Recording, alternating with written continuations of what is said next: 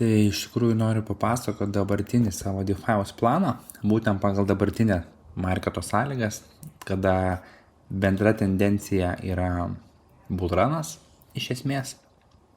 Jisai biškai kitoks, negu mes esam pratę per tiek metų, bet vis tiek iš esmės bendras sentimentas yra toksai, kad esatai ir visi altcoinai, įskaitant visą bendrą marketą, labiau yra linkę važiuoti į viršų. Tai pagal tai ir aš esu prisitaikęs savo DeFi'aus planą, ką po ko darai, ir juo dabar noriu pasidalinti ir su jumis. Gal kažkuom padės, gal kažkokią tais idėją pakiš ir bus kažkiek tais naudingas. Tai iš esmės visa esmė susidaro iš to, kad visą yieldą, kurį tu generuoji per DeFi'aus poolus, ką tu su juo darai. Nes yra daugybė skirtingų variantų ir skirtingų būdų alokuoti sugeneruotą yieldą į skirtingas vietas, nuo paprasčiausių kaip tiesiog kažkur išleisti iki labiau sudėtingesnių, kaip reinvestuoti ir panašiai. Tai pavyzdžiui, šiai dienai situacija yra tokia, kad be abejo yra pagrindinis, pavadinkim, treasury fondas, kur yra long terminiai assetai, kurių tu niekada neparduodi, niekada neturi plano parduoti, tai yra long terminiai assetai, kurios tu laikysi, sakykime, jau laikei N metų ir laikysi N metų į priekį. Tie, kurie, tarkim, DeFi pradėjo daryti dabar, arba galbūt į marketą įžengė ne per seniausiai, be abejo privalote susiformuoti tą savo, pavadinkim, long terminį treasury ir į jį visada pildyti assetus. Į jį pildyti assetus galima iš esmės dviejais metodais. Tai yra visos veiklos už DeFi'aus ribų. Tai gali būti, jeigu tarkim kažkokiam darbe esate, atlyginimas, jeigu verslą kuriate, tai kažkokios verslo pajamos, kažkokios tai atliekamos pajamos, investicinės pajamos ir panašiai. Jos gali keliauti būtent į šitą bendrinį fondą tuo metu, kada marketas yra, tarkim, pakritęs ir jūs matote, kad tai yra gera vieta įeiti.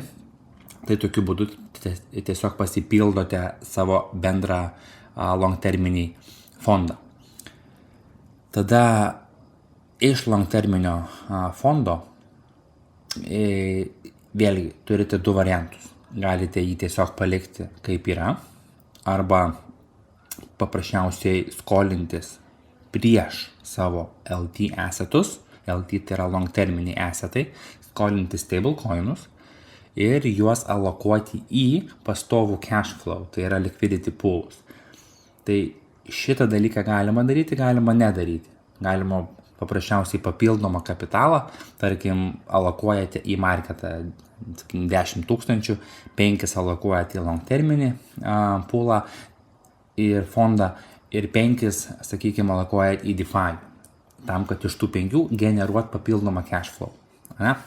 Tai čia yra tokie du variantai. Šiai dienai visai yra priklausomai nuo jūsų be abejo norų ir sumų, bet skolintis yra visai gerai. Tai tikrai galima tą daryti šito marketo sąlygom, nes yieldas, kurį gali sugeneruoti, tikrai dengia 10-eriopai bet kokias palūkanas, kurias mokėsi, ir netgi marketo pakritimą, tai kaip tavo collateral pakrenta, LTV ratio nuo jūsų paskolos irgi padidėja, tai likvidacijai praktiškai nėra galimybių, nes yieldas generuojamas yra kosminis šiai dienai DeFi'ui, tai šitas dalykas kaip ir yra tikrai saugus. Ir tu alokuoji kapitalą į pastovų cash flow, tai yra, pavadinkim, tavo pagrindinis varikliukas, tai yra liquidity poolai, kurie tau generuoja visą tą pastovų cash flow. Tai tų poolų gali būti keli, gali būti 1, 2, gali būti 20, 30. Šiandien aš turiu pakankamai nemažai alokacijos į labai daug skirtingų LP poolų, bet jie tokie pagrindiniai, kurie yra, pavadinkim, didžiausi, visada yra be abejo blue chipiniai assetai. Sol USDC, Ethereum USDC per skirtingus layer 2, labiausias ant Base'o, tada ant Avalanche ir Arbitrum, šiaip labai gerai generuoja Arbitrum poolas, tada be abejo Sui, ir dar keletas tokių visokiausių mažesnių poolų. Ir tu generuodamas pastovų cash flow irgi turi dabar kelis variantus. Tokį pats paprasčiausias yra be abejo pasiemi ir kažką veiki, pasiemi ir kažką veiki, bet šiai dienai mano planas yra toks, kad tą cash flow, kurį sugeneruoji, tu reinvestuoji atgal į poolus ir arba. Tai yra priklausomai nuo poolo. Tarkim, Solanos ir Sui yieldą. Tai tu tiesiog compoundini, nes marketas generuoja labai gerus procentus ir tikrai verta šiai dienai compoundinti savo poolus, juos didinti, augintis ir ypatingai mažesnius poolus, ten tokius kaip Zora, Virtual, Breta ir panašiai, jeigu tu jį laikysi ilgalaikiai perspektyvoje, gal ne tokiai ilgai kaip savo long-terminis fondas, bet tiesiog tokia, kad ir ne savaitį, ne mėnesiui. Tai tada tu gali tiesiog reinvestuoti savo yieldą, sukompoundinti per VFATO protokolą, kurį aiškinau gerokai anksčiau ir paprasčiausiai auginti pūlo dydį. Arba šiai dienai, ką aš darau daug aktyviau, tai yieldą, kurį susirinki, pasiemi savo ir tą yieldą dedi į lendingo protokolą. Nes pavyzdžiui, dabar visi mano base poolai, tai yra kaip Etheris ant base'o, Zora, Virtual, Bretas, visi šitie poolai man generuoja per aerodromą aerocoinais. Tai mano yieldas, jis nėra, pavadinkim, tiesiogiai iš trading fees, nes per aerodrom protokolą ten viskas veikia šiek tiek kitaip per aero emisijas ir visas yieldas yra sugeneruojamas per aero tokeną. O kadangi pats aero tokenas šiai dienai yra labai geroj vietoj, visas protokolas, visa infrastruktūra, ekosistema, base'o ekosistema yra labai tokia visa hot ir sparčiai auganti. Coinbase'o super appsas pasileidžia ir aerodromas yra pagrindinis deksas dalyvauti tam Coinbase'o super appse.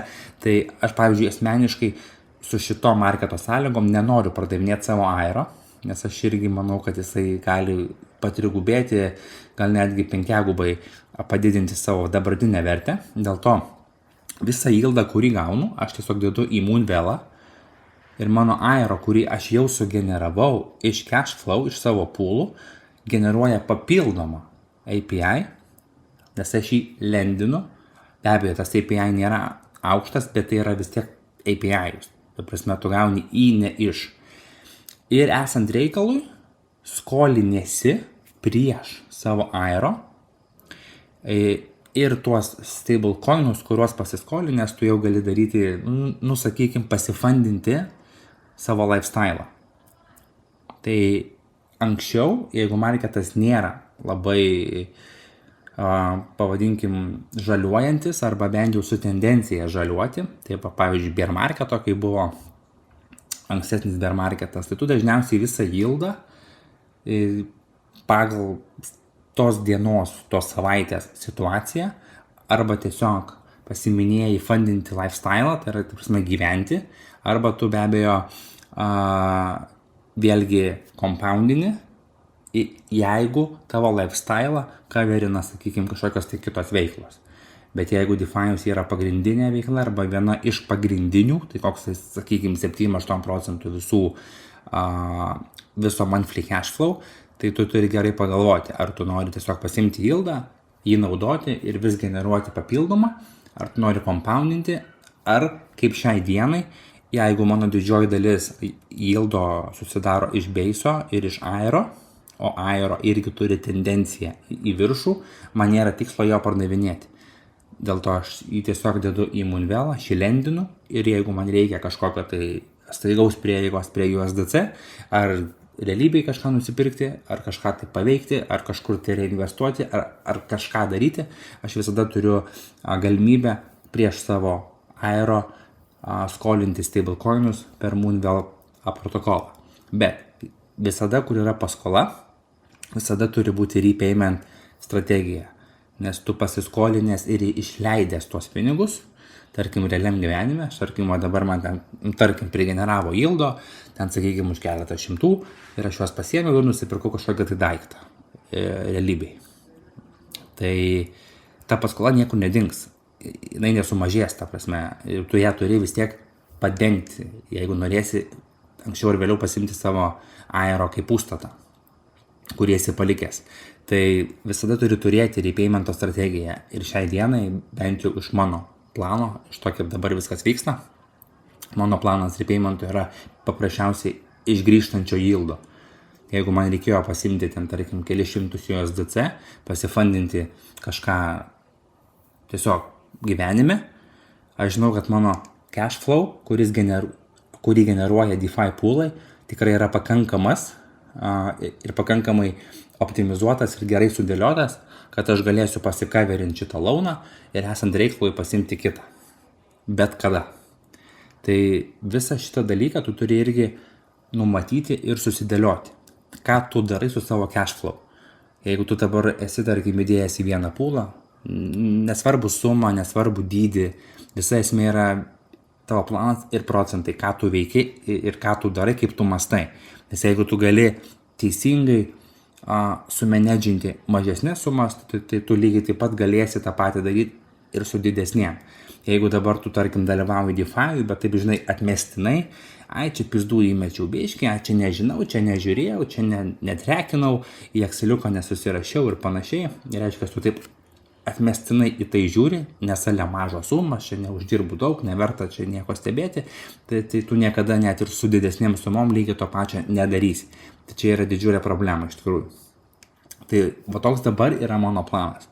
Tu pildai long termą iš visų veiklų, ką turi, iš long termo pasiskolini stablecoinus alokuoji į skirtingus poolus ir protokolus ir chainus tam, kad generuoti cash flow.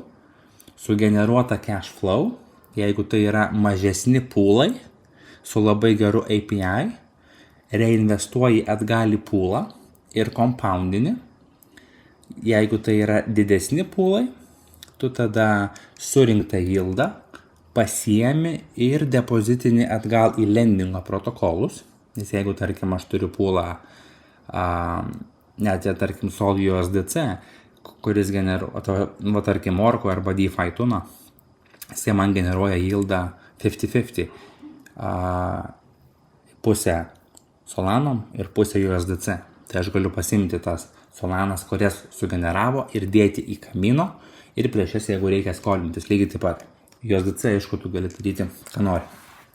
Bet kaip ir minėjau, jeigu tai yra base'as ir jūsų poolai irgi yra per aero, tai tu gauni aero coinais. Tai juos dabar yra geriausia dėti į Moonvelą ir esant reikalui, esant kažkokiam tai, jeigu reikia stablecoinų, USDC, tiesiog pasiskolinti iš Moonvelą.